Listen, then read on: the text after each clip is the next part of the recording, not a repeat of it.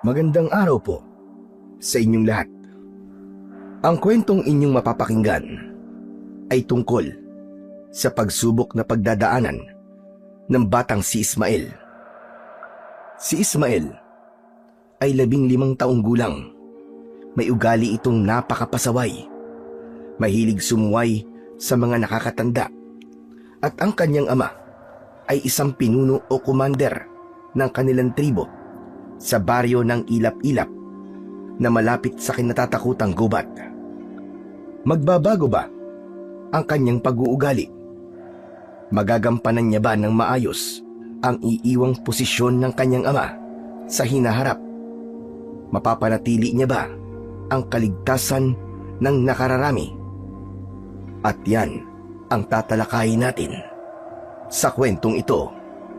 Ngunit bago ang lahat, huwag nating kalimutang mag-subscribe, mag-like at i-hit ang notification bell sa aking YouTube channel na The Voice Addict at Apong Isaak para sa mas marami pang makapigil hininga na kwentong aswang at katatakutan mula sa mundo ng kababalaghan.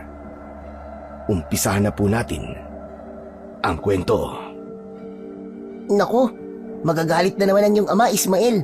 Pag nalaman niyang sinuway na naman natin siya, hindi ba't kabilin-bilinan ng iyong ama na wag tayong papasok sa kagubatan dahil mapanganib?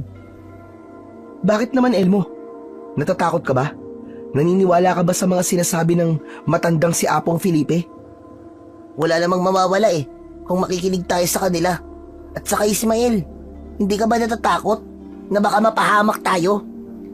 Hay nako, ang sabihin mo, Elmo, natatakot ka lang. Napakaduwag mo talaga. Napakalayo ng ugali mo sa iyong ama, Ismael. Napakabait ni Mang Isidro, samantalang ikaw, napakapasaway mo. At pag gusto mo ay gusto mo. Tulad nito. Kahit na ayaw ko, napapasama mo pa rin ako. Dahil wala akong pagpipilian Baka layuan mo kasi ako Hay nako, tama ka na nga sa kakadada mo. Sige na, umuwi na tayo. Sa susunod, alam ko na, hindi na kita isasama para naman mag-enjoy ako sa pamamasyal ko dito sa gubat.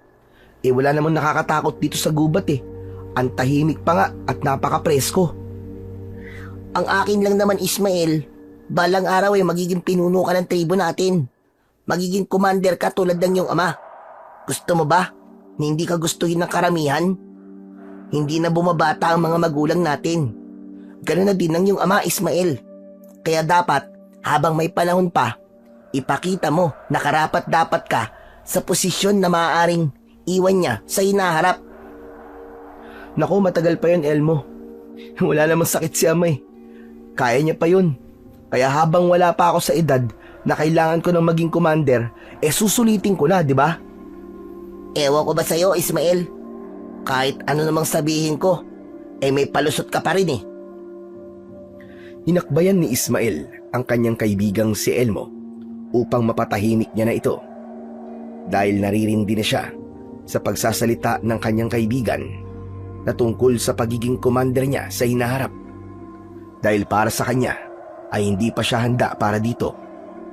Makalipas ang ilang minuto ay nakalabas na sila ng kagubatan at pasimple silang umikot upang hindi mahalata na galing sila sa pinagbabawal na gubat, hanggang sa nakarating na sila sa harap ng kanilang tirahan at sabay ang pagbundol ng kaba sa kanyang dibdib nang makita niya si Apong Felipe sa harap ng kanilang bahay kasama ang kanyang ama na parehong may seryosong muka na nakaharap sa kanila ng kanyang kaibigan. Ismael, mauna na ako. Baka hinahanap na ako sa bahay Teka, Elmo, wag mo akong iwan. Hehe, lagot ka. Mukhang alam na ni Mang Isidro ang pagsuway natin. Ikaw na ang bahala dyan. Paalam. Bulong ito kay Ismael na sunod-sunod naman ang paglunok ng laway dahil sa kaba. Alam niya na kasi na kapag ganun ang tingin ng kanyang ama at Apong Felipe ay may nagawa na naman siyang kasalanan. Si Apong Felipe ay ang kanang kamay ng kanyang ama. Siya lamang ang pinaka-pinagkakatiwalaan ni Mang Isidro sa lahat. Ismael, Bakit po, Ama? pumasok ka at mag-uusap tayo. Teka, Ama, magpapaliwanag po ako. Pumasok ka! Dahan-dahang naglakad si Ismael. Nang nakarating siya sa harap ng pintuan kung nasaan nakatayo si Mang Isidro at Apong Felipe, ay nilakihan na niya ang kanyang hakbang upang mabilis na makapasok sa kanilang simple, ngunit may medyo kalakihang tahanan. Sumunod naman kagad sa loob ang dalawa, ngunit hindi pa rin nagbabago ang kanilang itsura. Pareho pa rin silang seryosong nakatingin kay Ismael. Ismael, kailan ba ako magsasalita at magpapaalala sa'yo na susundin mo? Hindi ka na ba talaga magbabago? Ama, ano kasi? Manahimik ka, Ismael. Hindi pa kita binibigyan ng paintulot upang magsalita. Hayaan mo akong matapos sa aking mga sasabihin. Ismael, alam mo nag-iisa ka lamang na anak, hindi ba? Alam kong alam mo rin na magiging commander ka rin balang araw. Ngunit ganyan ba ang tamang asal ng isang tagapamahala, ha, Ismael? Sabihan mo nga sa akin, saan ka humuhugot ng lakas ng loob upang suwayin ako? Ako na sarili mong ama. Patawad, Ama. Hindi na po mauulit. Hindi na talaga mauulit, Ismael. Dahil magmula bukas, mag-uumpisa ka na magsanay na magkaroon ng disiplina upang mapaghandaan ang pagpalit mo sa akin. Pero Ama, napakatagal pa pong panahon na yun napapalit po ako sa pwesto nyo. 15 pa lamang po ako ngayon eh. Hayaan niyo naman po ako na sulitin ko ang oras at panahon ng pagkabata ko. Pagkabata? Ismael, 15 ka na. Dapat sa panahon na ito ay nagsasanay ka na para maprotektahan mo ang baryong ito at bigyan ang iyong sarili ng disiplina. Ayokong sa pagkakataon na ito ay tatanggi kang muli. Nagkakaintindihan ba tayo? Ngunit Ama, pakinggan mo muna ako. Hindi mo nga ako magawang pakinggan eh. Kaya anong dahilan upang pakinggan kita? Sige Ismael, mamili ka. Paparusahan kita dahil sa ginawa mong pagsuway sa akin o mag-uumpisa ka na sa pag-iensayo at pagdidisiplina sa'yo? Ano naman pong parusa ang matatanggap ko kung sakaling parusa po ang piliin ko? Doon ay sumabat na sa usapan si Apong Felipe. Siya ang nagsabi ng parusa na maaaring tanggapin ni Ismael kung sakaling piliin niya ang parusa. Luluhod ka sa asin ng 1.5 araw nang walang pahinga. Kakain kang nakaluhod. Iinom ka ng nakaluhod. Sa madaling salita, kahit na ano pang bagay ang dapat mong gawin ay mananatili kang nakaluhod sa asin. Luluhod sa asin? 1.5 araw? Aba, sobra naman po yata yun, Apong Felipe. Hindi sobra yon. Pasalamat ka nga at sa asin pa. Dahil nung kabataan ng iyong ama, ang kanyang parusa ay higit na magpapahirap talaga sa'yo. Dahil nung kabataan niya, hindi sa asin siya pinaluhod ng kanyang lolo, kundi sa basag-basag na bote. Kung ayaw mo naman ng asin, ay maaaring katulad na lamang sa parusa ng iyong ama. Ano? Gusto ba ng ganon, Ismael? Magsasalita pa sana si Mang Isidro nang may isang taong kumatok sa kanilang pintuan. Tumayo naman si Mang Isidro upang tignan ang nasa labas. Pagbukas niya ng pinto, ay isang lalaki ang nakatayo doon. Binulungan siya nito at pagkatapos nun ay bumakas ang pagtataka at bahagyang pag-aalala sa kanyang muka. Dahil ipinatawag ito ng isang matandang babaylan sa kanilang baryo. Sa halip na siya ang pupuntahan, ay siya na ang ipinatawag dahil sa matanda na ang kanilang babaylan na si Lola Gloria. Dali-dali namang tumango si Mang Isidro sa lalaking bumulong sa kanya, sabay tawag kay Mang Felipe upang samahan siya nitong magpunta sa kubo ni Lola Gloria. Iniwanan naman ng isang mahigpit na pagbibilin si Ismael na hanggat hindi pa siya nakakapamili ng bagay na uunahin niya, ay bawal pa itong lumabas. Samantala, matapos lamang ang ilang minuto na paglalakad, ay narating na ni Mang Isidro ang kubo ng matandang babaylan. Pagbukas pa lamang ng pintuan ng kubo ni Lola Gloria, ay bumungad kagad sa kanila ang matandang nag-aalala at halata ang takot sa buong muka na may halong panginginig. Lola Gloria, ano pong atin at ipinatawag niyo po ko? Halatang napakahalaga ng inyong sasabihin dahil sa paraan ng inyong pagpapatawag. Tama ka, Commander. May nakita kong isang masamang pagitain. Ano po ito? Sabihin niyo na po sa akin, Lola Gloria. Nakita ko na babaha ng dugo sa baryong ito. May mga nilalangan lalabas sa gubat upang kumuha at pamatay ng mga tao. Nakita din kita. Nakita ko na masasawi ka. Gloria! Ano bang kalokohan ng mga pinagsasasabi mo? Apong Felipe, hayaan niyo po siyang matapos. Yun lamang ang nakita ko, Commander. Ang iba ay hindi na naging malinaw sa akin. Ngunit, paano mo nalaman ang mga bagay na ito, Gloria? Dahil sa panaginip, Felipe. Nakita ko sa panaginip, isa akong babaylan at maaaring isang babala ito.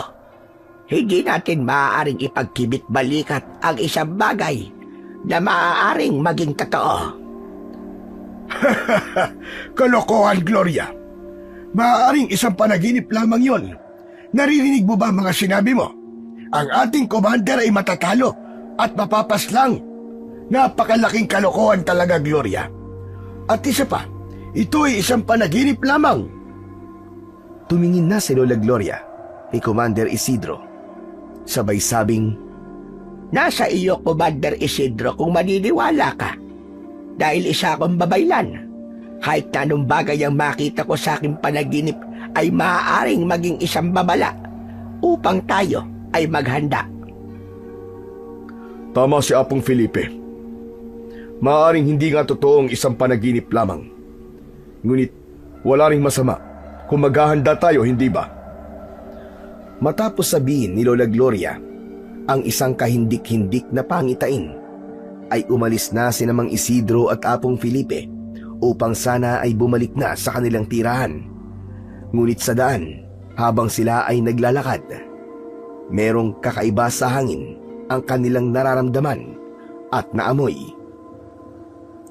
Apong Felipe, nararamdaman at naaamoy niyo rin ba ang aking naamoy? Tumangu-tangu lamang si Apong Felipe habang palingalinga. Maya-maya pa, habang patuloy ang paglalakad nila, ay may mga sigawan silang narinig sa mga kabayan. Isang kaba ang bumalot sa buong pagkatao ni Mang Isidro at mabilis na tumakbo. Apong Felipe! Si Ismael! Ngunit habang sila ay tumatakbo, isang grupo ng mga nilalang ang humarang sa kanilang daraanan. Ngumingisi ang mga ito na wari mo'y may pang-aasar, kaya't dali-daling inilabas ni Mang Isidro ang kanyang matalim na itak na nakasabit at nakalagay sa isang lalagyan. Ngunit sa kanilang wika ay tinatawag itong sakuban. Itinutok ni Mang Isidro ang itak na kanyang inilabas mula sa sakuban, ngunit hindi natinag ang mga halimaw na nasa kanyang harapan, habang si Apong Felipe ay nagkubli sa isang puno habang pinanonood ang mga hakbang na gagawin ni Mang Isidro. Hindi kami natatakot sa isang ordinaryong itakalabag. Ayon sa akin nalaman, ay ikaw ang tinatawag na commander ng baryong ito. Matagal din na panahon na pinag-aralan at pinagbasdag ko ang mga galaw nyo. Huwag ka mag-alala, sapagkat ang gabing ito ay isang laro lamang. Ngunit kung ikaw ay mamamatay, ibig sabihin lamang ay isa kang mahinang nilalang. Nakipaglaban si Mang Isidro sa aswang, ngunit kahit gaano pa siya kalakas, ay wala siyang naging laban sa 5 gabunan na kanyang kinakalaban, hanggang sa isang matulis na mga kuko ang naramdaman niyang tumusok sa kanyang likod at sakto yun sa pwesto ng kanyang puso. Bahagyang luminga si Mang Isidro habang dumadaloy sa kanyang bibig ang isang pulang likido. Sa kanyang paglinga ay isang mabalasik na tingin ang kanyang nakita sa mukha ng kanyang kalaban. Ngumisi pa ito bago tuluyang hinila ang kanyang puso. Pagkatapos nun ay tumumba na siya sa lupa habang kumakalat ang kanyang dugo sa lupa, habang ang halimaw ay nakatayo at hawak pa rin ang puso ni Mang Isidro na tumitibok-tibok pa.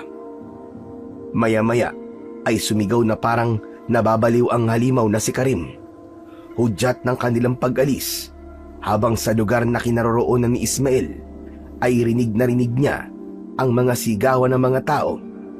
Nag-aalala naman ito sa kanyang ama hanggang sa naramdaman na tumahimik na ang paligid.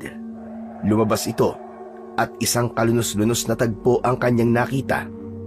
Ang ibang tao ay wala ng bahay, na may iilan na hiwa-hiwalay ang katawan at marami ang nasawi sa pangyayaring yon. At kahit mga kalalakihan na mandirigma nila sa kanilang tribo ay hindi nakaligtas, hanggang at sa patuloy niyang paglalakad ay nasa lubong niya si Mang Felipe na bakas pa rin ng luwa sa mga mata. Apong Felipe, ano po nangyari? Nasaan po si Ama? Ngunit imbis na sumagot ay kinuha niya ang sombrero sa kanyang ulo at tinawakan yon at yumuko. Apong Felipe, hindi maaari. Nagkakamali lang ang inaakala ng aking isipan.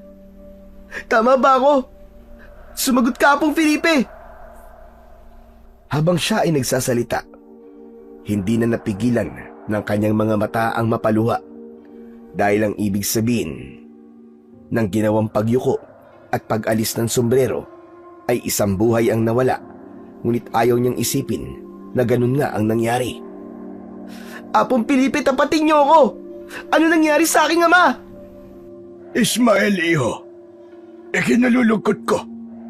Wala na siya. Wala man lang akong nagawa.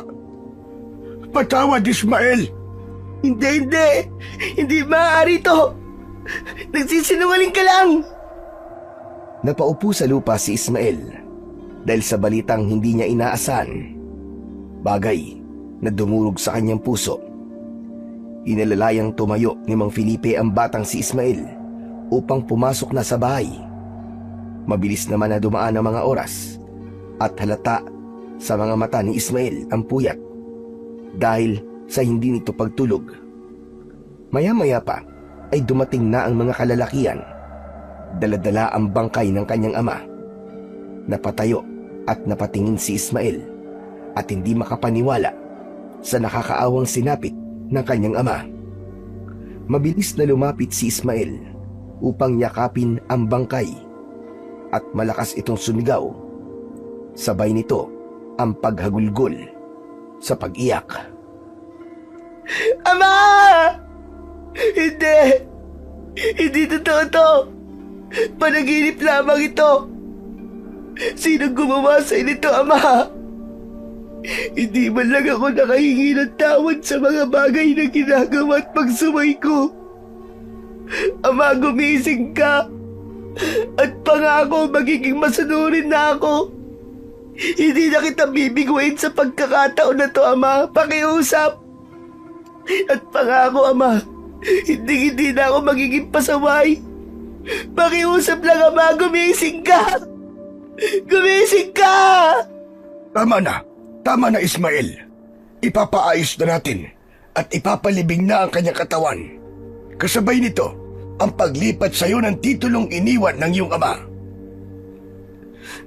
Apong Felipe, hayaan niyo po umayakap muna ang aking ama kahit sa uling pagkakataon. Nakikiusap po ako sa inyo. Pinabayaan muna ni Apong Felipe at pinagbigyan ang hiling ni Ismael upang kahit sa huling pagkakataon ay mayakap niya ito.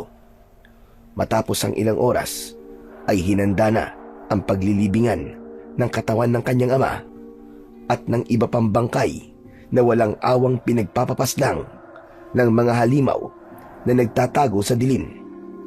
Matapos ng paglibing, ay ipinatawag ni Apong Felipe ang lahat ng tao upang magpulong sa gagawing paglilipat ng katungkulan na iniwan ng kanyang ama.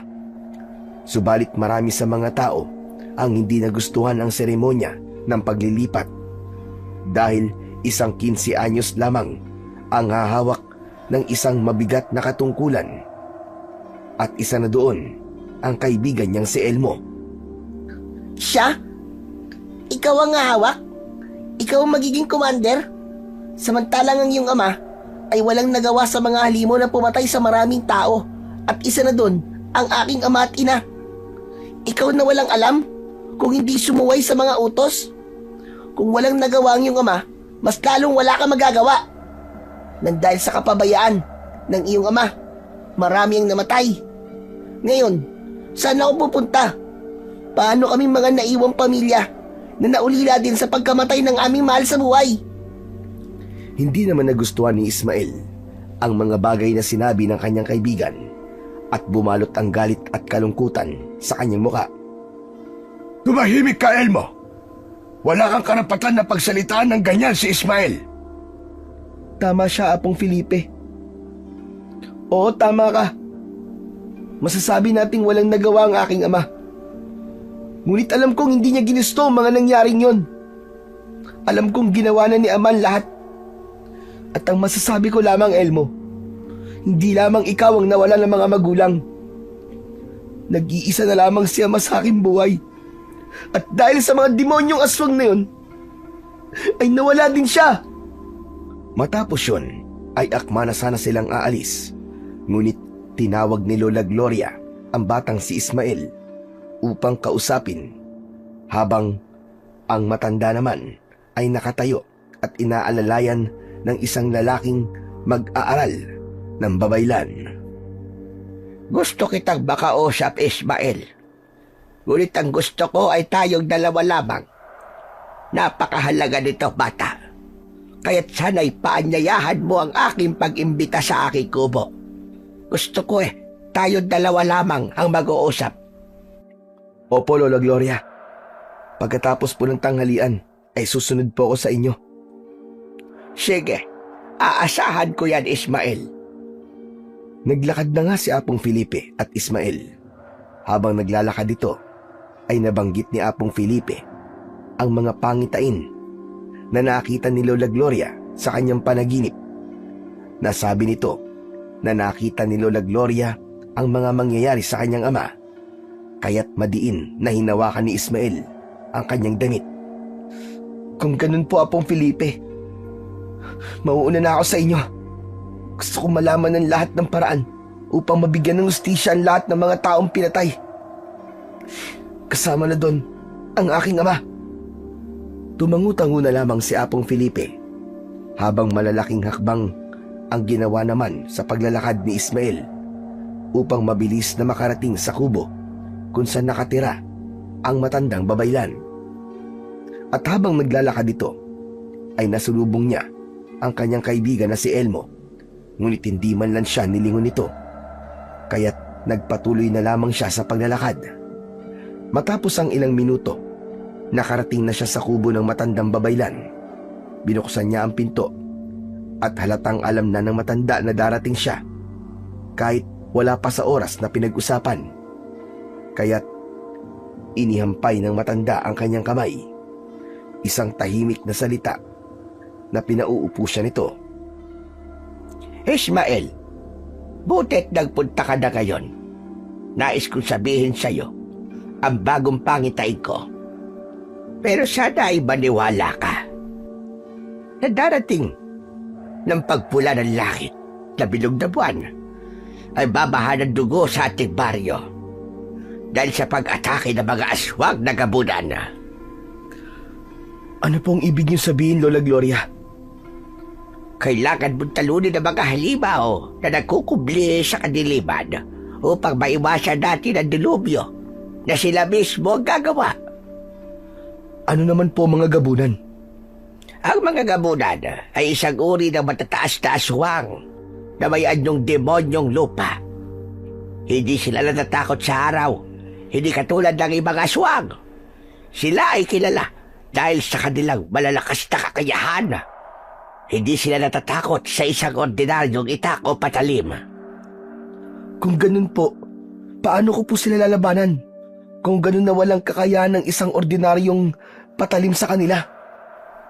Isa lamang ang aking naiisip na paraan, Ismael. Kailangan mong humingi ng tulong sa isang diwata. Diwata po? Paano ko naman gagawin yun? At saka, totoo po ba sila? Sa tagal kong nabuhay sa mundo, Ismael, iba't ibang klase ng diwata na rin ang aking nakilala. Maaari kang humingi ng tulong sa diwatang si Apollaki.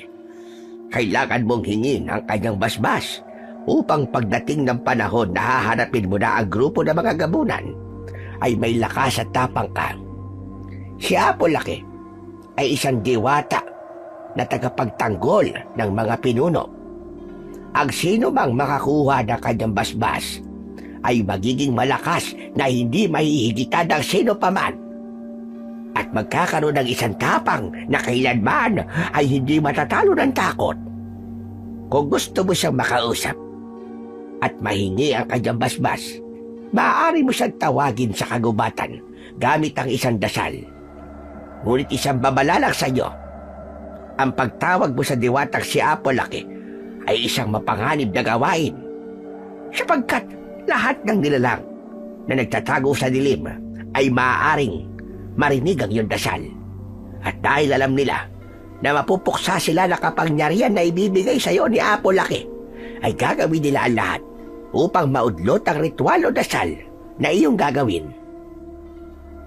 Ang ibig niyo po bang sabihin, Lola Gloria, kailangan ko pong pumasok sa pinagbabawal na gubat upang tawagin siya at hingin ang kanyang basbas? Tama ang iyong tinuran, Ismael. Ngunit para sa iyong kaligtasan, may ibibigay ako sa iyo. Itong sibat na ito na maaaring makatulong sa iyo sa paggawa ng isang ritual. Ngunit bago yon, maaari mong gamitin ang aking puting libro. Diyan mo makikita ang gagamitin mong ritual upang mabilis niyang marinig ang iyong pagtawag. Kung ganun, Lola Gloria, hindi ko nasasayangin ng mga oras. Kailangan ko na pong mahingi ang kanyang basbas. Ngunit maaari mo lamang siyang makausap o matawag sa kalagitnaan ng gabi. Kung ganun ho, mamayang gabi din gagawin ko na po ang ritual. Hindi ko po hahayaan ng sino man ang makapigil sa aking gagawin. Maaari yun, Ismael. Kahit ikaw ay lumakad na, umuwi at magpahinga. Paghandaan mo na ang lahat. Salamat po, Lola Gloria. Dahil doon, ay umalis at umuwi na si Ismael upang maghanda sa kanyang mga gagawin. Pagdating sa bahay, ay naabutan niya si Apong Felipe na nakaupo at may hawak na isang kahon. Nang makita niya si Ismael, ay tumayo ito para salubungin ang batang commander. Butit nandito ka na. May gusto kong ibigay sa iyo. Gusto kong ibigay sa iyo ang bagay na ito upang makabawi man lang ako sa aking kasalanan na hindi ko man lang nagawan tulungan ng iyong ama. Kaya tanggapin mo ang bagay na ito. Makatutulong ito sa iyo upang madagdagan ang iyong proteksyon laban sa mga nilalang ng dilim. Wala kang kasalanan, Apong Felipe. Ginawa mo lamang ang nasa palagay mo ay tama. Dahil kung tinulungan mo si ama ng gabing yun, maaaring isa ka rin sa aming inilibing. Kaya't huwag niyo na pong isipin yun. Tatanggapin ko na rin po ito. Dahil kung totoo ang bagay na sinabi niyo na makakatulong sa akin to, malugod ko po itong tatanggapin. Ramdam ko magtatagumpay ka kung ano man ang iyong plano. Nasa sa iyong kamay na ang hustisya para sa mga taong pumanay ng dahil sa mga halimaw. Gusto kong malaman kung ano pala ang pinag-usapan niyo ni Tandang Gloria. Tungkol po sa kanyang bagong pangitay na Apong Felipe.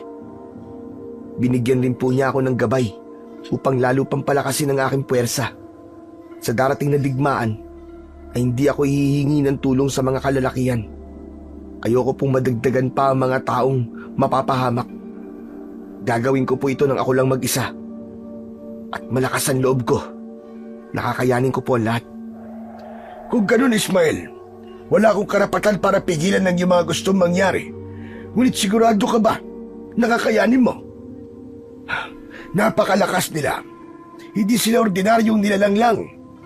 Itsura pa lang nila ay nakakakilabot na. Kaya't nakakasigurado ka ba? Nakakayanin mo? Sigurado po ako nakakayanin ko. Malakas ang loob ko. Dahil alam kong walang sino man ang makakatalo sa liwanag. At kahit kailan, walang kadiliman ang siyang magwawagi. Kaya't sa pagsapit pa lang ng gabi, ay naghanda na si Ismael upang pumasok sa ipinagbabawal na gubat upang gawin na ang ritual. At habang naglalakad siya sa kagubatan, hindi niya napansin ang pagsunod ni Elmo. Hindi niya rin naramdaman ang pagsunod nito sapagkat malaki ang pag-iingat nito upang hindi siya mapansin. Habang sa kabilang dako naman, ay malaki ang saya ng pinuno ng mga gabunan dahil maaari niya ng pagharian ng baryong sinalakay nila.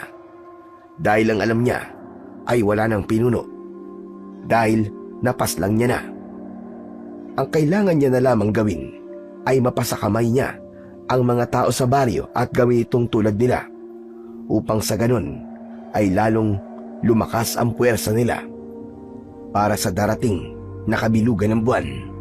Dahil pagkatapos ng baryong yun, sa ibang baryo naman sila sasalakay. Gusto nilang pagharian ng buong lugar ng Mindanao. Malapit na ako sa aking tagumpay. Kapag napagharian ko na ang buong lugar na ito, isusunod ko naman ang tabing baryo at magpapatuloy yon para sa ating pagpaparami. Gusto kong tayo na lang ang matitira at ang ibang tao ay magiging tulad natin at ang ibang tatanggi ay maaari natin maging pagkain. Ang sarap sa pakiramdam ng pumatay at paglaruan ng mga taong walang kakayahan. Ang gusto ko, ako na lang ang makita nilang pinakamalakas na nilalang. Mabuhay ang lahi ng mga gabunan! Tayo ang magpapakita sa mga tao na walang Diyos at tayo lamang ang may kakayahan na humawak ng kanilang mga buhay. Maya-maya pa, habang siya ay nagsasalita, nararamdaman niya ang paggising ng isang nilalang. Dahil sa kinaroroonan ni Ismael, ay inuumpisa niya na ang ritual. Mga taong walang alam, kahit ano pang bathala o diwata ang tawagin ninyo, ay walang makakatalo sa tulad kong pinuno. Habang nagsasalita ang halimaw na si Karim, ay isang alagad niya ang nagsalita na ayon dito, hindi ba siya natatakot na baka isang malakas na diwata ang matawag ng sinumang nagriritual na maaaring makapatay sa kanya. Hindi naman ito nagustuhan ni Karim, kaya't dali-dali niyang hinawakan sa leeg ang kanyang alagad. Walang sino man na mas malakas maliban sa akin, at huwag kang umarte na para bang kailangan kong makinig sa'yo. Hindi ako natatakot kahit sino man ang tawagin ng mga tao, dahil pagdating ng pulang langit bilog na buwan, ay wala ng sino man ang makakatalo sa akin. Yan ang iyong tatandaan. Dahil sa galit at pakinamdam niyang paglapastangan sa kanyang pangalan, pagkatapos na magsalita, ay sumigaw ito sa harapan ng kanyang alagad na hawak niya pa rin sa leeg. At pagkatapos ng isang malakas na sigaw, ay wala siyang awang hinila ang ulo nito. At pagkatapos nun, isang maitim na likido ang nagtalsikan sa putol na ulo ng kanyang kauri. Tama naman siya na sa kanilang lahi ay siyang tunay na mas malakas siya, kaya't malakas ang loob niyang sabihin na walang sino man sa balat ng lupa ang maaaring makatalo sa kanya. Bumalik naman tayo sa lugar kung saan nagsasagawa ng ritual ang batang si Ismael. Hindi pa man niya nakakalahati ang libro kung saan daan upang tawagin ng diwata na si Apo Laki, ay biglang mainit na enerhiya ang naramdaman niya. Kasabay noon ay isang liwanag na wangis apoy ang bigla na lamang sumulpot sa kanyang harapan. Matapos yun, isang makisig na nilalang ang kanyang nasa harap. Isang nilalang na nag-aapoy ang mga mata. Teka, sino ka? Ako'y iyong tinatawag. Tapos ako'y iyong tatanungin ng katagang sino ka. Ako'y narito upang sabihin sa iyo na alam ko ang lahat ng nangyayari sa inyong baryo. Nasaksiyan ko ang lahat. Kaya't lumabas ako dahil alam kong kailangan mo ako. Hindi mo na kailangan pang magsabi dahil alam kong may kahirapan ang tungkulin na iyong haharapin. Patawarin niyo po ako dahil sa paggambala ko po sa inyong katahimikan. Nandito po ako para hingin po ang inyong basbas. Yumuko ito sa harapan ni Apo Laki upang maipakita ang sinseridad na gusto niyang iparating dito. Natuwa naman ang diwatang si Apo Laki. Natutuwa ako sa iyo, bata. Nararamdaman ko sa iyong dugo ang bagay na tinatangi ng isang magaling na pinuno. Kaya't hindi mo na kailangan yumuko. Ang pagyuko ay para lamang sa ating amang lumikha. Kaya't tumayo ka na riyan. Gusto kong iparating sa iyo na ibinibigay ko na ang aking basbas para sa iyong laban. Kaya't isang gininto ang sibat ang biglang lumabas sa kawalan. Pinaupo niya si Ismael at dahan-dahang ipinatong ng sandali sa magkabila ang balikat niya ang gininto ang sibat. Maliban sa aking basbas, ipapahiram ko ang aking gininto ang sibat upang mabilis mong matapos ang lahat. Pagdating sa iyong laban, makakaramdam ka ng isang kakaibang lakas, lalo na kapag ang gininto ang sibat na yan ay pagkakatiwalaan mo. Magpapaalam na ako, kaya't gusto kong sabihin sa iyo na alam kong magtatagumpay ka. Kunin at tawakan mo ang sibat na ito. Nasa palad mo ang kaligtasan ng iyong nasasakupan, Commander Ismael. Matapos niyang mahawakan ng gininto ang sibat, ay bigla na lang naglaho ang diwatang si Apo Laki. At habang hawak niya ang gininto ang sibat, isang di maipaliwanag na pakiramdam ang bumalot sa kanyang buong pagkatao. Naramdaman niya ang paggaan, tapang at lakas na dumadaloy sa bawat pwesto ng kanyang ugat. Kaya't tumayo na ito at akma na sanang maglalakad pa sa labas ng gubat nang may naramdaman siyang bagay na para bang pinagmamasdan lamang siya. Nakita naman yun ni Elmo, maliban sa kausap ni Ismael ang hangin, sapagkat ang humihingi lamang ng basbas at karapat-dapat ang siyang makakakita sa tunay na anyo ng diwatang si Apo Laki. Kaya't akala ni Elmo ay nababaliw na ang kanyang kaibigan habang siya ay nagkukubli pa rin, at hindi niya namalayan ang kanyang kaibigan na wala na sa lugar kung saan siya nagsasalita at kumakausap ng hangin. Kaya't sa muli niyang pagtingin sa kinaroroonan ng kanyang kaibigan, nakita niya na para itong paniki na nakasabit sa kanyang harapan habang nakatingin na pabaligtad sa kanya. Kaya't napasigaw ng malakas ang batang si Elmo. Ikaw umamin ka nga sa akin, Elmo. Kanina mo pa ako sinusundan at pinagmamasdan. Naku, hindi karating ko lang. Tsaka wala akong nakita na kahit na ano. Wala talaga, maniwala ka. Huwag ka magsinungaling sa akin, Elmo. Sa pagsasalita mo pa lang, ay halata ko na sa'yo na nagsisinungaling ka. Bumaba na sa puno kung saan ay nakasabit ito at lumakad palayo, ngunit hinabol naman siya ni Elmo at sinabayan ito sa paglalakad. Alam kong napagsalitaan kita ng hindi maganda nun. Kaya sana, bigyan mo ako ng pagkakataon, Ismael, na maayos ang ating pagkakaibigan. Seryoso ako sa paghingi ko ng tawad, Ismael. Patawarin mo na ako sa mga ikinilos at mga nasabi ko sa'yo. Hindi naman kita masisisi, Elmo. Nawalan ka rin na magulang. Di naman ako galit eh. Bagya lang ako nagtampo. Dahil hindi mo ako pinansin nung araw na gusto kitang kausapin. Pero Elmo, nangangako ako, kahit kapalit pa ang buhay ko, nangangako ako sa iyo na bibigyan ko ng hustisya ang lahat ng mga namatay. Ganun na rin ang pagkamatay ng aking ama, na pinatay ng walang pusong halimaw na gabunan na yon. Kaya't sisiguraduhin ko na pagdating ng aming pagharap, ako magwawagi. Pangahawakan kong pangako mo, Ismael. Aasahan kong mabibigyan mo sila ng hustisya. Tumayo ng tuwid si Elmo at bahagyang nagbigay galang kay Ismael, sabay sabing, "Commander Ismael." Sabay yakap nito sa kanyang kaibigang nakangiti at halatang ninanamnam nila ang sandaling yon. At isang nilalang ang biglang pumalakpak na nasa kanilang harapan, tumatawa ng nakakaloko. Grabe!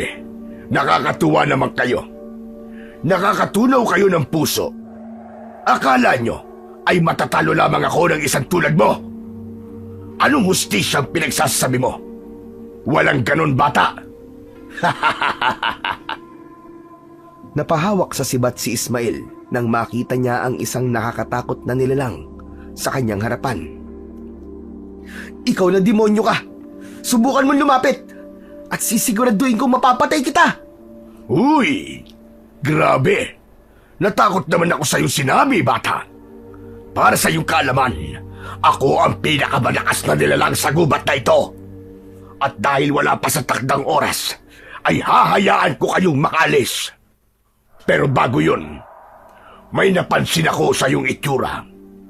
Tila kamukha mo ang isa sa mga taong napaslang ko nang gabing sumalakay kami. Hayop ka! Hayop ka!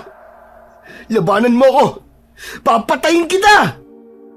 Napakatapang mo naman. May ilalaban ka ba?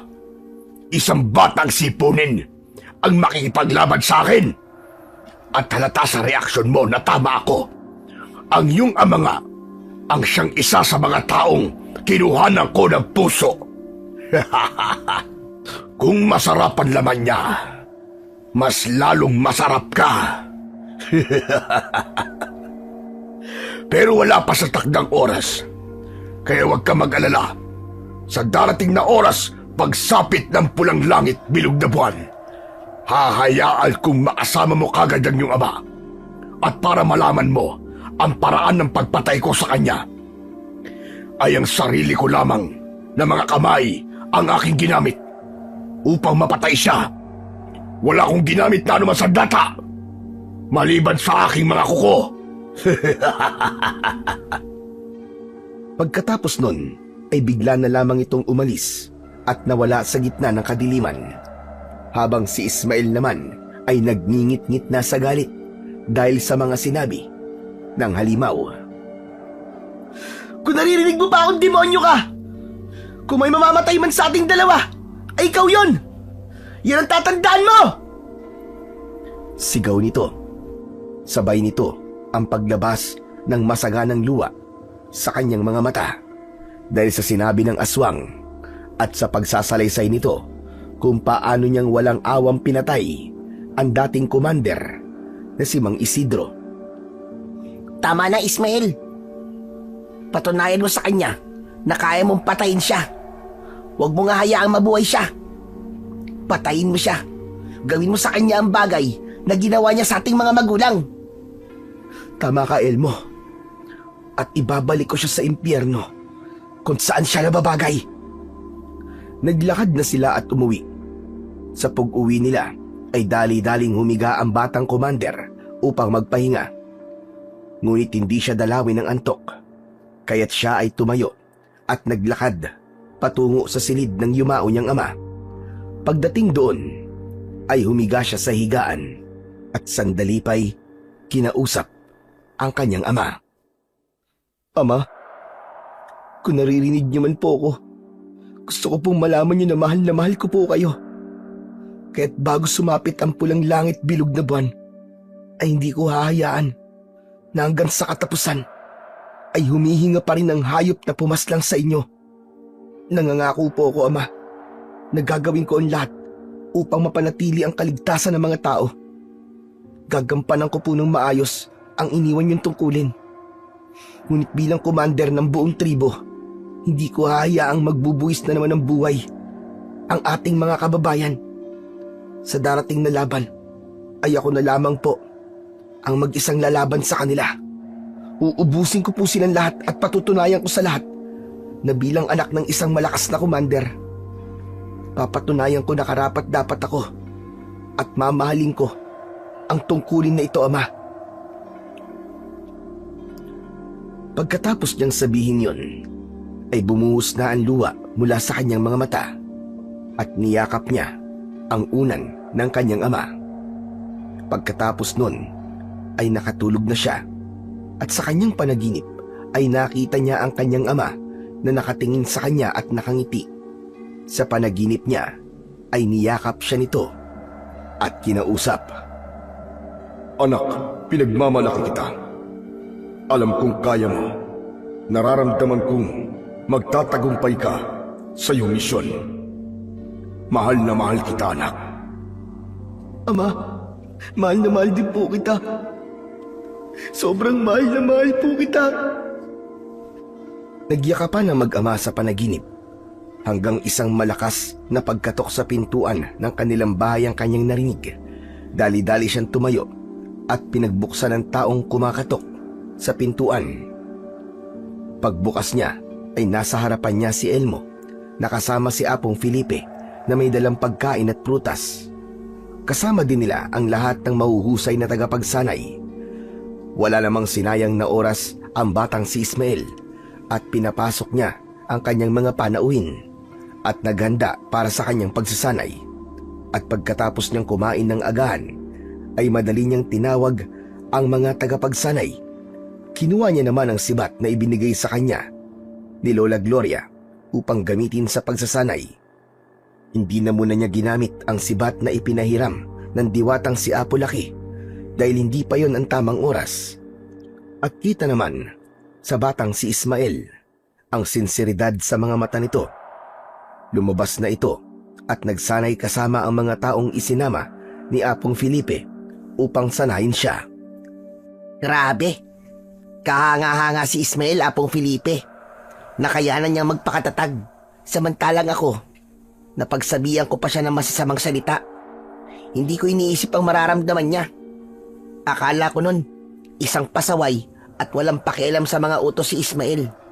Ngunit napagtanto ko ngayon na isang mabuting tao si Ismael at gagawin niya ang lahat para sa hustisya na nararapat sa kanyang ama at sa mga taong namatay ng gabing yon. Oo, Elmo. Tama ka't matapang siya. Ngunit hindi mo alam, sa likod ng katapangan niya ay may isang Ismael ang nadudurog na dahil sa pagkawala ng kanyang ama. Kaya sana kung maaari, huwag mo siyang hahayaan. Huwag mong ipaparamdam sa iyong kaibigan na nag-iisa na lamang siya. At tulad niya, alam kong nag-iisa ka na lamang. Maaaring samahan mo na lamang rito si Ismael. Opo, Apong Felipe. Kung gusto niya po, sasamahan ko na lang siya dito. Total pareho naman kaming walang kasama sa kanya-kanya naming mga tahanan. Pwede ko po siyang samahan dito.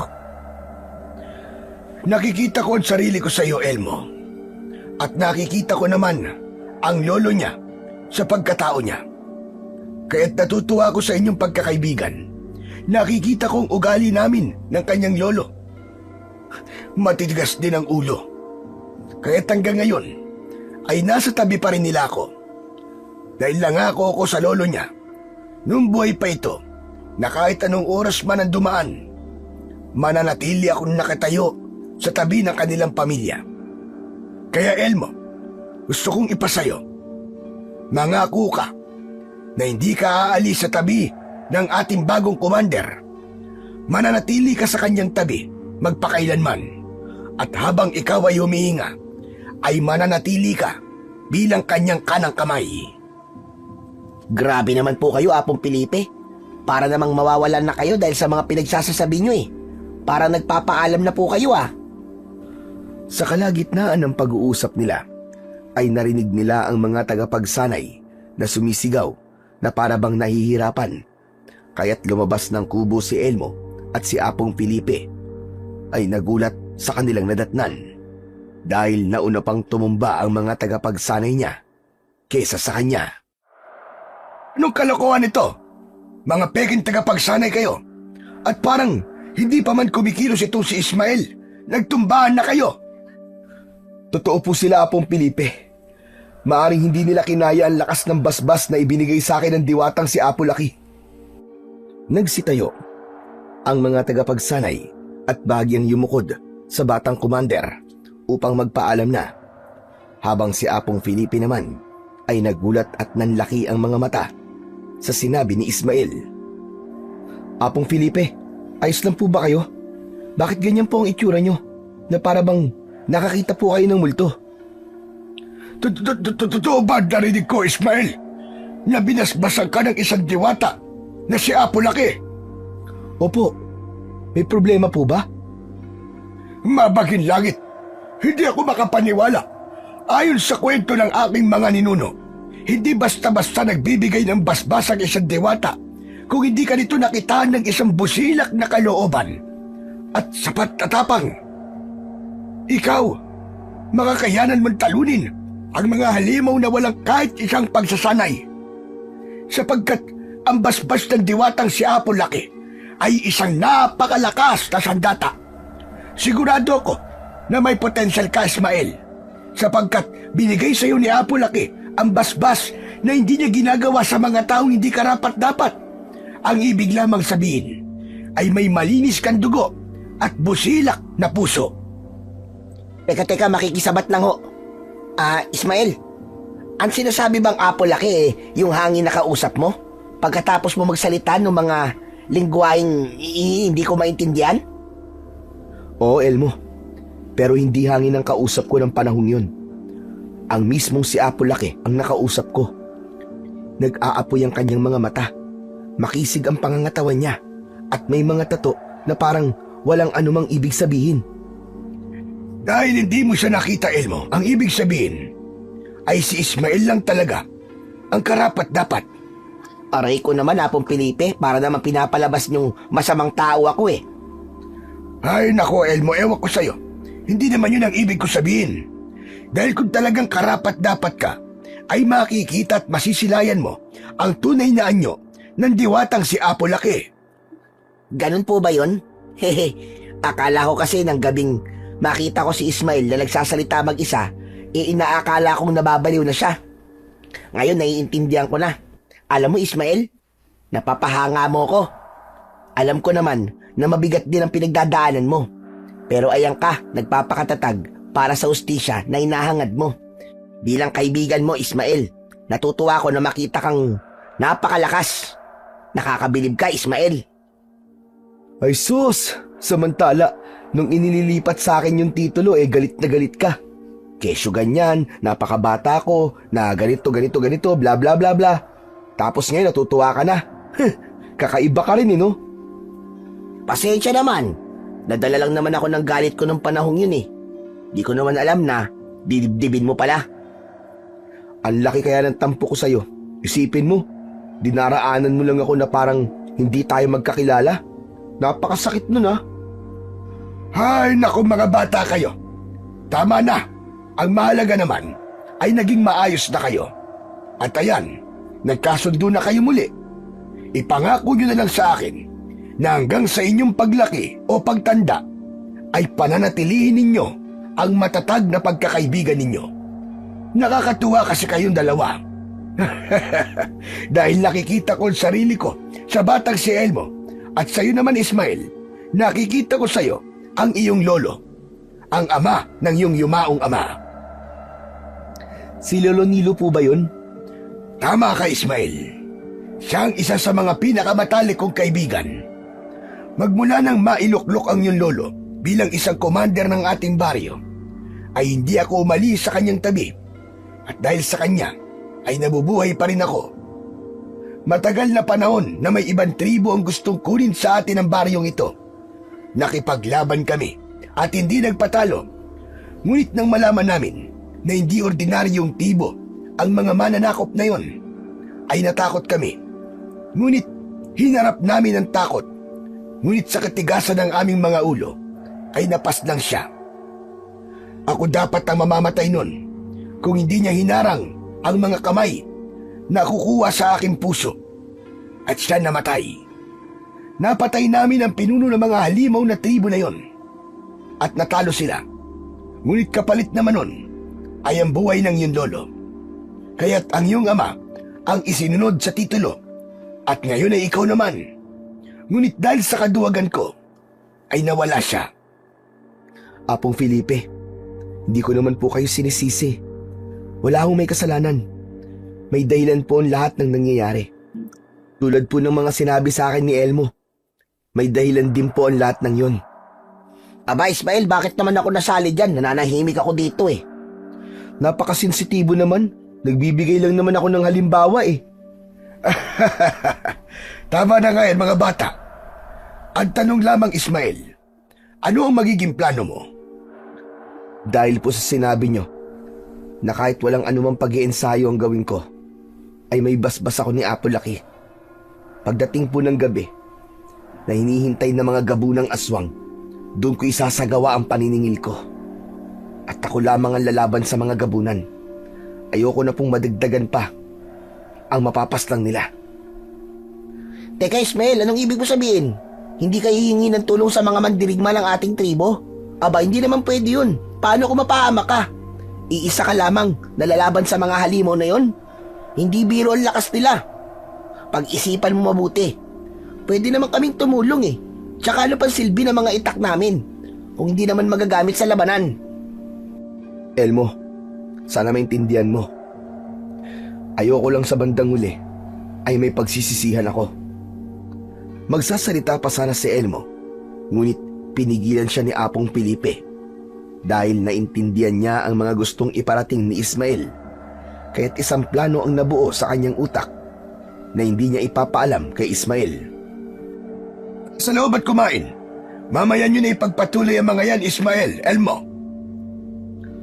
Sumunod naman ang dalawa sa sinabi ni Apong Felipe at nag-umpisa ng maghanda sa pagkainan ang dalawang magkaibigan. Pagkatapos ay umupo na sila at bago magsandok ng pagkain ay nagdasal muna sila. Matapos ng pagdadasal, susubo na sana siya nang biglang may dumating na isang lalaki sa kubo. Nahabol ang hininga at halata sa mukha nito ang takot. Pagkatapos ay sinabi niya sa batang commander na may kailangan itong makita, kaya't iniwan niya ang hapagkainan at nagmamadaling sumunod sa lalaki. Ganon din ang ginawa ni Apong Felipe at Elmo. Pagdating sa malapit sa daan ng papasok sa gubat ay nakita nila ang apat na katawan na wala ng buhay, walang dugo at laman. Nawala din ang mga puso nito, habang ang mga buto naman ay halatang lasog-lasog. Halata sa mga biktima ang matinding hirap na dinanas sa kampon ng kadiliman. Grabe, nakakasuka. Hindi kaya ng ordinaryong tao ang gawain ganito. Grabe talaga. Tama ka. At isa lamang ang maaaring gumawa ng walang awang pagpaslang na ito. Mga halimaw. Hindi matitigil to hanggat nabubuhay sila. Kailangan doble ng mga tao ang pag-iingat nila. Dahil hindi natin alam kung kailan muli kukuha ng buhay ang mga hayop na halimaw na yan. Kailangan may gawin na ako. Hindi na tama ang nangyayaring ito. Ngunit kailangan mo maghanda, Ismael. Hindi ka dapat gumawa ng isang hakbang ng padalos-dalos. Kailangan pag-isipan ang lahat ng mga gagawin mo. Maaaring mapahamak ka kahit sabihin nating may basbas ka pa ng diwatang si Apo Laki. Tama ka, Apong Felipe. Kaya nakapag-isip-isip na ako. Kung gusto niyong makatulong sa akin, ay maaari natin sabihin sa mga mandirigma ng ating tribo na magbantay sa gabi o kahit sa araw. Dahil ayon kay Lola Gloria, ang mga gabunan daw ay isang uri ng malalakas na aswang na kayang magasik ng lagim kahit sa araw.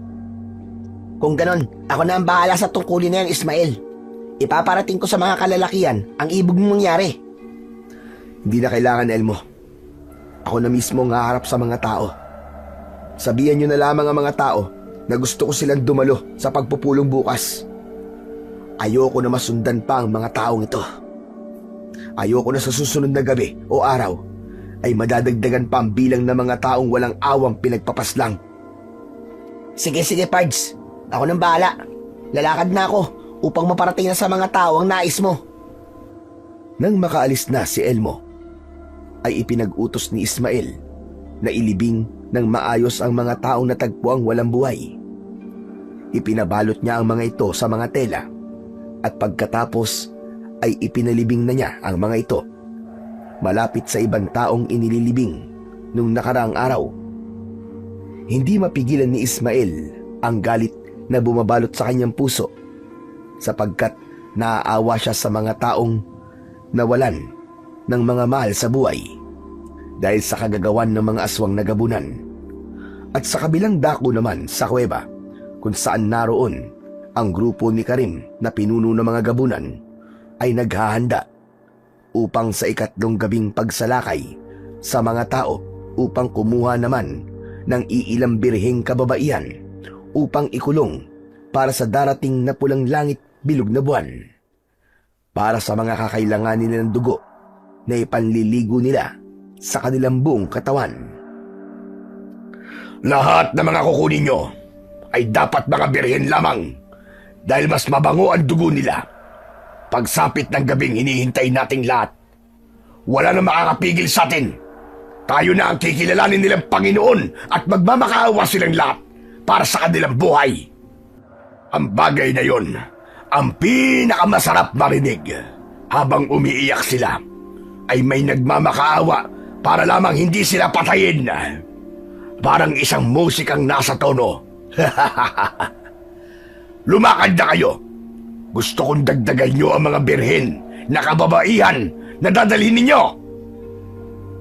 Alam ng mga gabunan ang mga taong birhen sa pamamagitan ng pag-amoy nito sa katawan ng tao, kaya't mabilis silang nagtungo sa mga kabahayan. Nadatnan nila doon ang mga kalalakihang nakapalibot sa bawat bahay. Nahirapan ang mga aswang dahil nanlalaban ang mga naatasang magbantay sa gabing yun. Ilan sa mga gabunan ay nagawa nilang mapaslang dahil sa pagtutulungan, ngunit mas marami pa rin sa mga tagabantay ang walang awang pinagpapapatay ng mga gabunan. Ang iba ay walang kahirap-hirap na binali ang mga buto. Hinati sa gitna gamit lamang ang mga kamao. Ang iba naman ay binasag ang bungo, kaya marami pa rin kababaihan ang nakuha ng gabing yun. Isa na doon si Lola Gloria dahil naamoy ng gabunan sa katawan nito ang pagiging birhen ng matandang babaylan. Kaya pagdating sa kanilang kuta, nang makita ni Karim ang matandang babaylan, ay napahawak ito sa kanyang muka at halong dismaya at inis ang ipinakita nito sa kanyang mga kapwa gabunan. Abat, nag-iisip ba kayo mga dinapurak kayo ng lintik? Ang sabi ko, birhen. Bakit may matanda dyan? Mukha bang birhen sa inyo yan? Nagsalita naman ang matandang babaylan dahil sa narinig niya na pinag-uusapan siya ng mga ito. Abay lokong aswang ito. Napakamapili mo naman sa pangit mong yan. At saka kung kinakailangan nyo ang mga dugo namin sa gabing pulang langit bilog na buwan, ay hindi nyo na kami magagawa mapaslang. Dahil isang bata lamang ang siyang tatapat sa mga demonyong tulad ninyo. Manahimik ka, tanda. Hindi pa isinisilang ang taong papaslang sa amin. Kaya bawasan mo ang ilusyon mo. Kaya hindi ka nagkasawa at walang nagtangka sa'yo. Dahil ganyan ka. Para sa iyong kaalaman, maraming kalalakihan na nanligaw sa akin noon. Ngunit kahit isa man lang sa kanila, ay walang nakapasa. Dahil hindi ko kailangan ng sakit sa ulo. Kaya para sa kaalaman mo, birhen pa ako. At hindi ako basta-basta babae. At para sa kaalaman bole, yung sinasabi mo sa akin para na ako maraming anak, nakakahiya naman sa mga itsura nyo. Mukha kayong sinabunan ng uling sa buong katawan. Ang papangit ninyo! Lumapit at hinawakan ni Karim ang matanda sa magkabila ang pisngi gamit ang kanyang nag-iisang kamay at bahagyang pinisil ito dahil sa pangaasar na ginawa nito sa kanyang buong pagkaaswang. Manahimik ka, tanda, dahil hindi kita binigyan ng pahintulot para magsalita. Kaya't manahimik ka na lang. Baka mauna ka sa kanilang lahat. Pabalibag niyang binitiwan ang matanda. Kaya natumba ito. Dali-dali naman siyang inalayan ng mga kababaiyang kasama niya na biyag ng aswang na si Karim. Habang sa lugar kung saan naman naroroon ang batang commander ay galit na galit ito at umiiyak habang pinagsususuntok ang pader. Hindi na maganda ang nangyayaring ito. Hindi matitigil ang patayan hanggat hindi ako kumikilos. Teka, kalma lang, Pards. Huwag ka namang padala sa galit na nararamdaman mo. Kalma lang. Paano akong kakalma? 6 sa mga tao ko napaslang na naman sa isang gabi lang. 8 na sugatan at 2 doon ay nag-aagaw buhay na ngayon. Sa palagay mo ba, mapapakalma ako? Hindi pwede to. Kailangan ko ng kumilos. Dumarami na ang mga namamatay, Elmo. Ayoko na madagdagan pa. Nag-usap sila at medyo nagtalo dahil sa dinaranas ng mga tao na dapat sana ay pinangangalagaan niya. Kaya't maya-maya pa dahil hindi na niya kinaya ang nakikita niyang imahe sa itsura ng mga taong namatay dahil sinubukan nilang protektan ang mga kababaihang kinukuha ng mga aswang. Ngunit sa huli, sila ang napaslang. Kaya galit na sinisisi ni Ismael ang kanyang sarili dahil sa kanyang inutos na pagbabantay ay may mga tao pa ring namatay. Ganon din na mga asawa ng mga kalalakihang namatayan. Isinisi din sa kanya. At ayon sa mga ito, ay wala talaga siyang kakayahan na maging isang commander ng tribo at ng kanilang baryo. Mabilis naman dumaan ang mga oras at wala pa siyang tulog dahil sa nangyaring pagkakamali na hindi na niya maibabalik. Ngunit kahit ito ay puyat, ay dumalo pa rin siya ng pagpupulong upang humingi ng tawad at hingin din ang kooperasyon ng mga tao para sa kanyang plano. Mga kasama, alam kong walang maganda sa araw na to. At alam ko ding wala pa rin kayong tiwala sa isang bata na katulad ko na tumayo sa inyong harapan bilang isang commander ninyo. Alam kong madami sa inyo ang salungat sa kagustuhan ng iba na ako ang ipalit at magmana sa titulo ng aking lolo at ama. Gusto ko pong humingi ng tawad sa inyo dahil sa pagkukulang ko. Sana ay mapatawad niyo po ako. Pero mga kabaryo, ipagkaloob niyo po sa akin ang tiwalang gusto kong hingin sa inyo. Pagsapit ng takip silim, gusto ko po lahat kayo ay doble ng seguridad sa inyong mga bahay upang hindi po kayo mapasok ng mga halimaw na umaatake kahit pa sa araw. Dahil ayon po kay Tandang Gloria, ang mga halimaw na ating makakalaban ay kayang umatake kahit sa araw. Marami ang nakinig kay Ismael, ngunit may iilan din ang hindi kumbinsido sa tiwalang hinihingi nito. Marami ang nagbulungan at nagsalita at ayon sa isa sa mga kababaryo niya ay dapat bumaba na siya sa kanyang posisyon at palitan na siya ng mas karapat-dapat na maging commander na may lakas upang labanan ang mga nilalang na nagbibigay ng takot sa kanilang lahat. Doon ay nagsalita na si Apong Felipe upang ipagtanggol ang batang commander.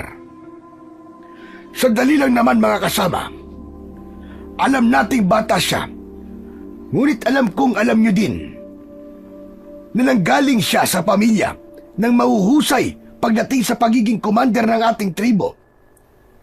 Ilang beses na tayo nakaligtas sa mga nagtangka, maparebelde man o halimaw, na sila ang nasa posisyon. Kaya sana naman, tulad ng pagtanggap at pag-unawa at suporta niyo sa kanyang lolo't ama, ay ibigay niyo din sa kanya ang tiwalang hinahangad niya. Oo, hindi tayo nakakasiguro sa mga mangyayari. Ngunit hayaan nating ipakita niya sa ating lahat na karapat-dapat siya. Huwag niyo siyang husgahan at pangunahan. Tama si Apong Felipe. Suporta at tiwala at paniniwala ang kailangan natin sa pinagdadaanan nating lahat. Idagdag na rin natin ang pagdadasal sa ating amang lumikha. Dahil habang may pananalig tayo sa itaas, ay nakakasiguro tayo sa ating kaligtasan. Hindi porket nagkamali lamang sila ng isang beses, ay doon na tayo titingin palagi. Hayaan natin siyang mapunan ng lahat ng pagkukulang na nangyari. Dahil hindi inaasahan ang pagsalakay ng mga demonyong hayop na pumaslang sa ating mga mahal sa buhay. Kaya pakiusap naman mga kasama. Hayaan niyong mapatunayan niya ang kanyang sarili. Walang mawawala kung susubukan niyong ibigay sa kanya ang tiwala. Dahil sa mga sinabi ni Apong Felipe at ng kanyang kaibigan, umaliwalas ang muka ng mga tao at halata sa kanila na naintindihan nila ang lahat. Laki namang pasasalamat ni Ismael kay Apong Felipe at sa kanyang matalik na kaibigan dahil nandyan sila para tulungan at para maunawaan ng mga tao ang gusto niyang mangyari. Pagkatapos ng pagpupulong na yon, ay nagsiuwian na rin ang mga tao at sinunod ang lahat ng mga sinabi ni Ismael. Dumaan ang ilang gabi na wala nang napapabalitang nabibiktima. Ngunit iniisip pa rin nila ang mga kababaihang nawawala. Kasama na doon si Tandang Gloria, ang matandang babaylan. Malakas din ang kutob ni Ismael. Naligtas pa ang mga ito dahil hindi pa nakikita ang mga katawan ng mga kababaihang nawawala. Habang dumaraan ng mga araw, ay papalapit na rin ng papalapit ang gabing hinihintay ng mga aswang na gabunan.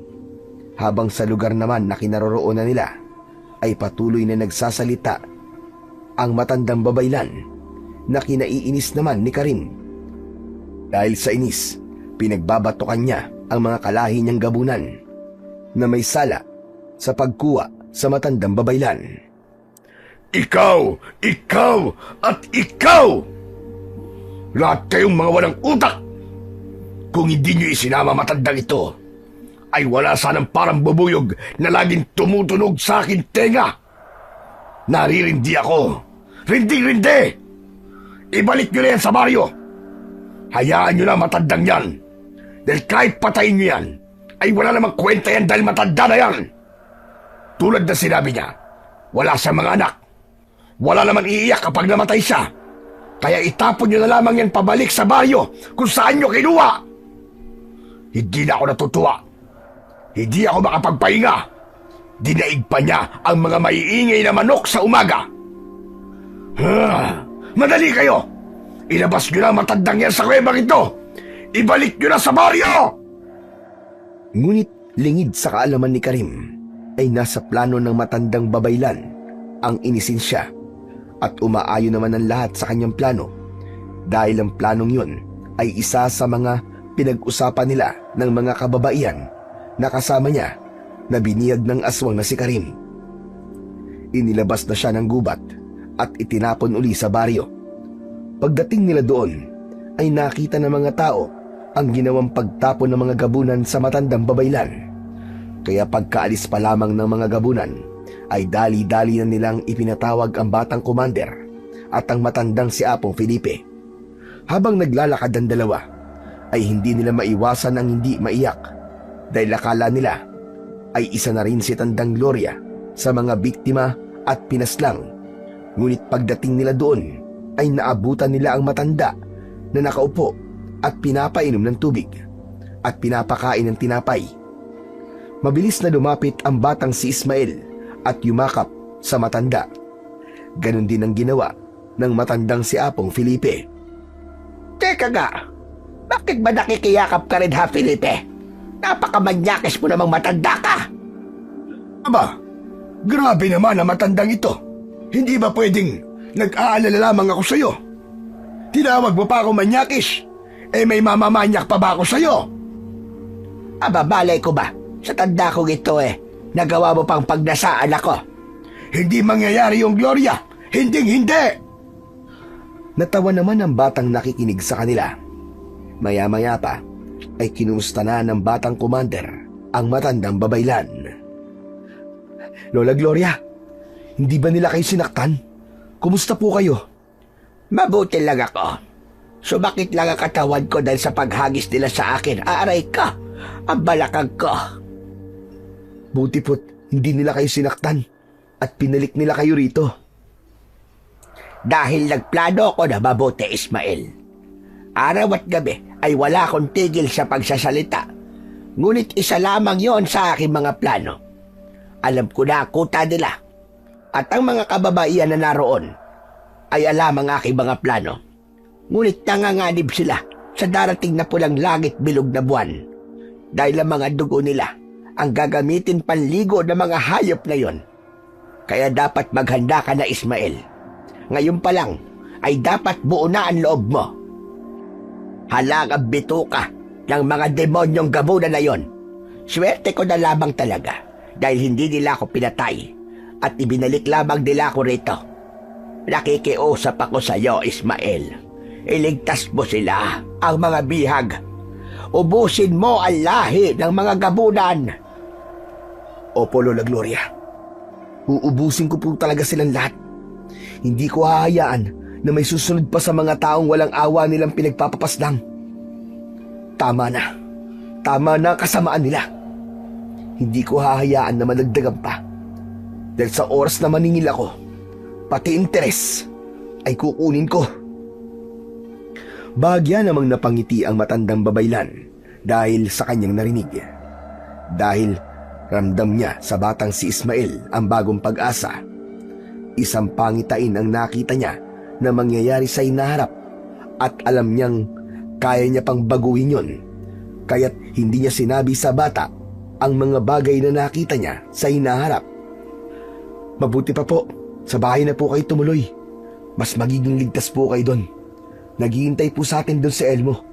Doon po siya nanirahan sa akin dahil pareho na po kami mag-isa. At kasama po namin siya sa mga pagpaplano. Ama si Ismael, Gloria. Sumama ka na sa kanilang bahay upang magabayan ka ng maayos. Sumama naman ang matandang babaylan para na rin masabi niya kay Ismael ang mga bagay na nalaman niya sa kuta ng mga aswang. Pag-uwi ay nadatnan nila si Elmo, nakakatapos pa lamang sa pagluluto. Oh, nandito na pala kayo. Teka, totoo ba ito nakikita ko? Si Lola Gloria ba talaga ang kasama ninyo? Tama ka, Elmo. Ako nga ito. Bakit parang nakakita ka naman ng bulto? Namiss mo bang makita ang pinakamagandang matanda na naninirahan sa ating baryo? Maganda ko, no? Che, manahimik ka. Sa tanda mong yan may nalalaman ka pang paganyan-ganyan. Ang mabuti pa, Gloria, ay maligo ka na at nagiging kaamoy mo na ang mga aswang na nakasama mo. Dahil sa sinabing yon ni Apong Felipe, ay binatukan siya ng matandang babaylan, kaya't nagtawanan ang magkaibigan. Alam niyo, Apong Felipe, Lola Gloria, may napansin po ako sa inyo. Ano naman yun, Ismael? Parang bagay po kayong dalawa Oo nga po. Para bang may nakikita kami sa inyo na hindi namin masabi? Basta ang masasabi na lang namin ay bagay talaga kayo. Mabangin langit. Ang mga batang ito hindi ko maintindihan. Diyos ka, ang babata niyo pa ang hihilig niyo sa ganyan. Pag kayong ganyan na, hindi nakakatuwa mga sinasabi niyo. Ay nako, makaligo na nga lang at parang masisiraan ako ng bait sa inyong mga bata kayo. Napangiti na lamang ang dalawa kay Apong Felipe at ninitian nila ito na para bang may ibig sabihin. Kaya tumalikod na rin ang matanda at bago pa ito umalis ay may sinabi pa ito, kaya todo na lang ang tawa ng dalawa. Napaka-arte ng matandang yon. Akala mo naman ay kagandahan. May itsura naman ako Ba't parang ayaw niya sa akin? Hay nako, makaalis na nga. Pag-alis ng matandang si Apong Felipe, ay umupo lamang ang magkaibigan at nagkwentuhan patungkol sa plano nilang pagtutulungan sa mga aswang na uubusin nila bago sumapit ang oras ng pulang langit bilog na buwan. Ismael, ano naman ang gagawin namin nun? Alangan naman na ikaw lang naman ang lalaban na mag-isa. Kahit naman nasa iyo ang ginintong sibat at basbas ng diwatang si Apo Laki, hindi naman dapat na ikaw lang ang mag-isang lumaban. Mauuna akong susugod. Kayo ang magiging backup ko kung sakali man. Susunod kayo pagtapos ng aking unang hakbang. Okay, masusunod po, Commander. Habang nag-uusap sila, ay hindi nila namalayan ang matandang babaylan na pinagmamasdan sila. Maya-maya pa ay nagsalita na ito. Nakakatuwa naman kayong pagmasdang magkaibigan. Mukha kayong magkapatid lamang. Ay, nako. Gusto ko lamang ipaalam na makakatulong ako sa paghahanap nyo sa lungga ng mga aswang, Ismael. Sasabihin ko na lamang sa inyo ang daan patungo roon. Makakaasa po kay Lola Gloria na ang direksyon na inyong babanggitin lamang ang daan na aking susundan. Kung ganon, makinig kayong mabuti. Nag-umpisa nang sabihin ng matandang babaylan ang direksyon ng daan patungo sa kuweba kung saan ay nanunuluyan ang mga aswang. Maya-maya pa, pagkatapos nilang mag-usap patungkol sa daraanan, ay sumingit na ang kaibigan niyang si Elmo na kumain na dahil ayon sa kanya ay gutom na siya. Tama, at kumain na tayo. Dahil kanina pa pinagmamasdan ni Elmo ang pagkain na nasa pagkainan. Hindi nga yata siya nakinig sa aking mga sinabi. Naku, Lola Gloria, nakinig naman po ako. Paano ba naman kasi? Nadagdagan na ng kwento mga sinasabi nyo, kaya't nainip na ako. Kumain na ho tayo. Akma na sanang kukuha ng piniritong karne ng manok na native ang kaibigan niyang si Elmo. Ngunit pinalo ng bagya ni Ismael ang kamay nito. Napakaatat mo talaga. Magdasal na muna tayo. Ikaw talaga napakatakaw mo kaya nakakalimutan mo ng magdasal Hindi no, hindi naman ako kukuha ng manok kasi alam ko magdadasal pa tayo Binubugaw ko lang naman yung langaw. Langaw. Gabi tapos langaw. Ikaw kaya bugawin ko. O siya. Sige po, Lola Gloria. Ako na pong bahala sa pagdadasal. Sa ngalan ng Ama, ng Anak, ng Espiritu Santo. Nag-umpisa na magbigkas ng dasal ang batang si Ismael, habang ang kaibigan niya naman ay nakapikit lamang ang isang mata at tinitignan si Ismael kung siya ba ay nakapikit din. Maya-maya pa ay dumampot ng maliit na hiwa ng piniritong manok si Elmo at mabilis nitong sinubo yun at nagkunwaring nagdadasal pa rin at pagkatapos ay kumain na sila. Matapos nilang kumain ay iniligpit na ni Ismael ang kanilang pinagkainan habang si Elmo ay inaayos ang silid ni Ismael dahil doon nila patutulugin ang matandang babaylan habang sila naman ay sa silid ng yumaong ama ni Ismael. Matapos noon ay humiga na rin si Elmo at matapos naman ni Ismael sa pagsasalansan ng gamit sa kusina ay pumasok na ito sa kwarto kung saan sila matutulog. Naabutan niya ang kaibigan niyang natutulog na at nakanganga pa habang humihilik ng napakalakas. Bagya namang natawa ang batang si Ismael at umupo sa tabi ng kanyang kaibigan at nagsalita. Patawarin mo ako, Pards. Tinuring na kitang kapatid. Hindi lang basta kaibigan. Kaya hindi ko hahayaan na mapahama ka. Kaya patawarin mo ako kung nalakad ako ng mag-isa. Gusto ko kasi na maging ligtas ka. Matapos sabihin ng batang si Ismael ang mga bagay na yon, ay isinuot niya ang kasuotang pandigma na ibinigay sa kanya ni Apong Felipe at binitbit ang ginintuan sibat bago siya lumabas sa pinto ng silid ng kanyang yumaong ama. Ay saglit sinulyapan niya ng sandali ang kanyang kaibigan na masarap pa rin natutulog. Sa paglabas niya ay hindi niya alam na nakita siyang papaalis ni Apong Felipe at sinundan siya nito. Pagdating sa daanang papasok sa kagubatan ay lumuhod muna ito at humingi ng gabay sa amang naglikha at sa mga nilalang na sakop ng kabutihan. Pagkatapos ay naglakad na siyang muli. Naramdaman niyang may sumusunod sa kanya, kaya't tumigil siya at iniba ang direksyon upang hindi ito masundan ng kung sino mang nakasunod sa kanya. Pagkatapos niyang mailigaw, ay bumalik siya sa daang kanyang tatahakin. Pagkatapos ng ilang oras, ay nakita niya na ang kuweba na tinutukoy ng matandang babaylan. Nalaman niyang tama ang kuwebang kanyang natagpuan dahil sa amoy ng paligid na wari mo'y nabubulok na karne at malansang dugo. Kaya't sumigaw na ito upang palabasin na ang mga halimaw na nasa loob ng kuweba. Kayong mga halimaw kayo! Magsilabas kayo! Harapin niyo ako! At dahil sa pagsigaw niyang yun, ay isa-isang naglabasan ang mga aswang na gabunan habang nakangiti na para bang isang demonyo. Idagdag na rin ang mga nanlilisik nilang mga mata na halos pula na lamang ang nakikita. Sunod-sunod sila hanggang sa lumabas na rin ang pinuno nilang nakangiti rin ng nakakaloko. Aba, aba, aba! Tignan mo nga naman! Isang bata ang naglakas ng loob na pumarito at nagsasabing harapin siya! Kakaiba ka rin, bata! Kakaiba ang tapang na meron ka! Anong dahilan at naparito ka? Hindi ka na ba makapaghintay na makita mo na ang iyong ama? Nagkakamali kang hayop ka.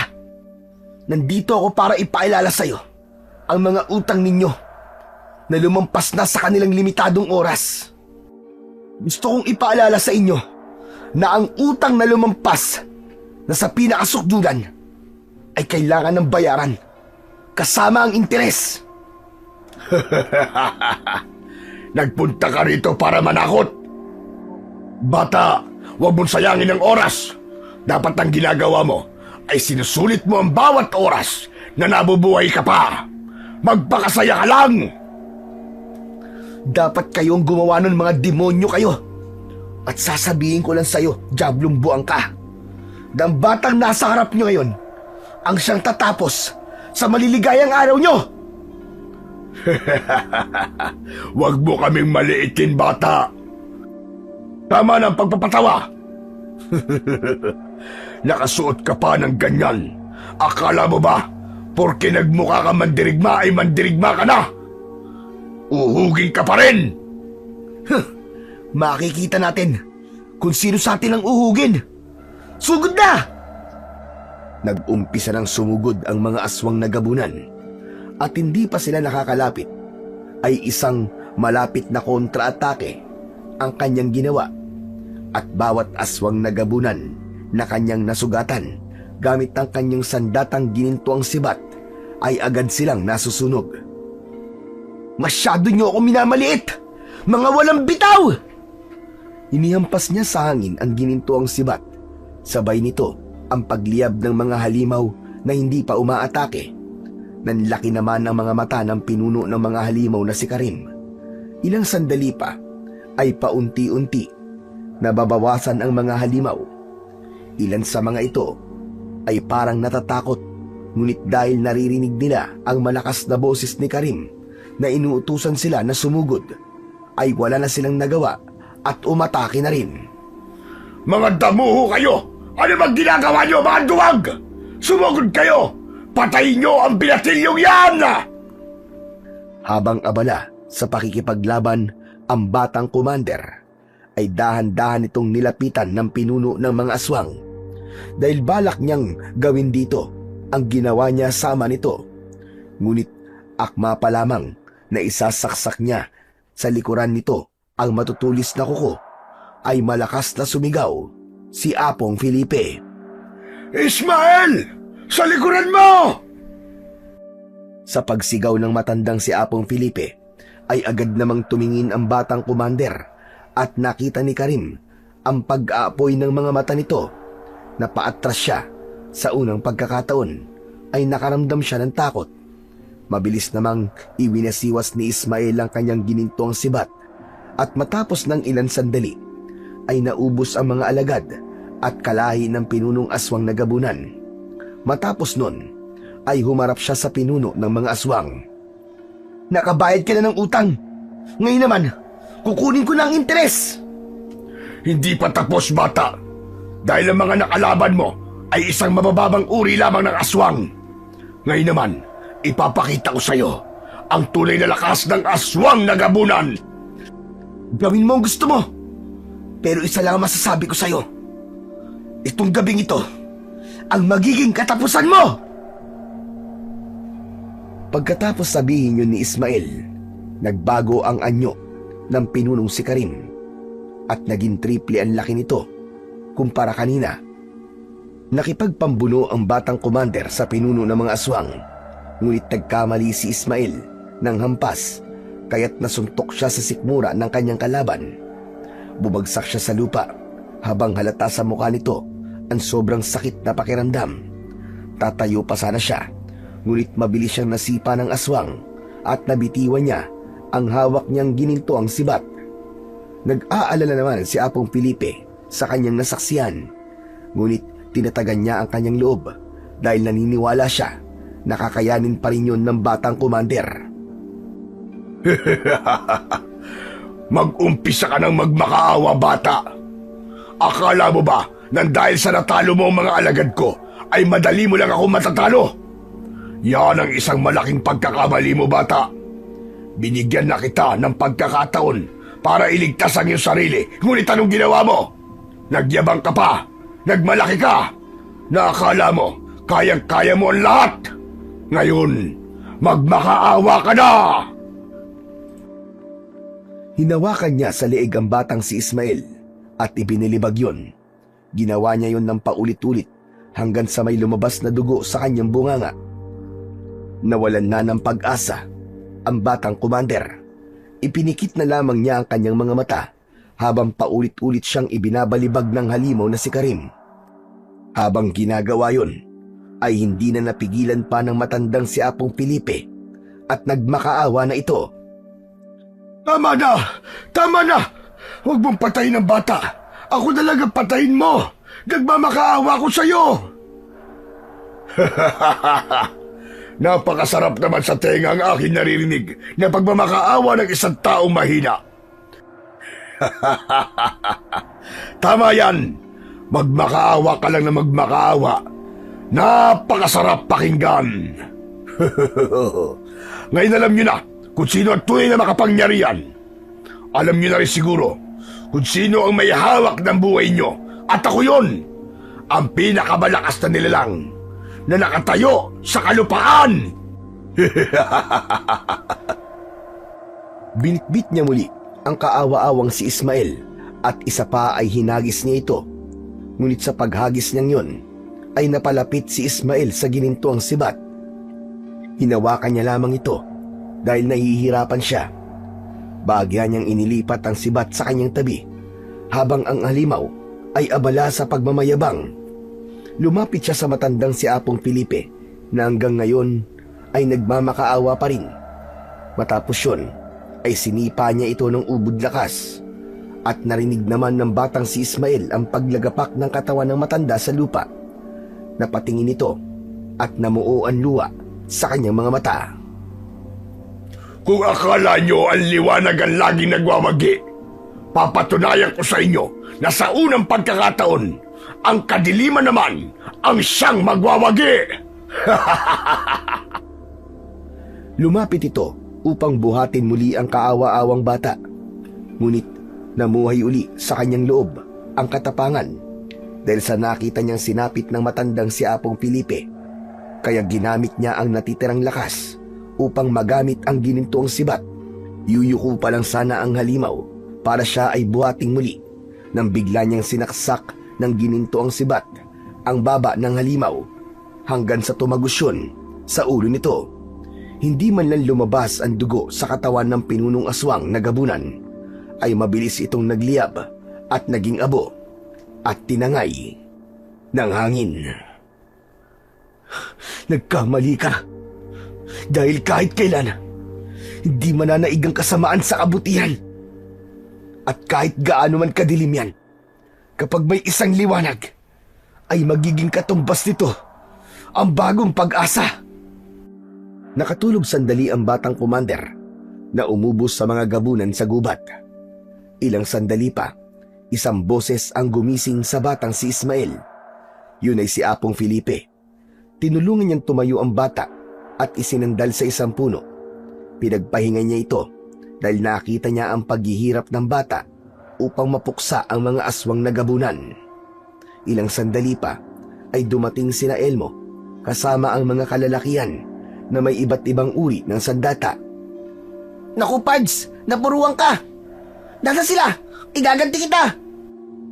Tumayo ang kaibigan niyang si Elmo na para bang makikipagkarate ito sa lahat ng mga aswang.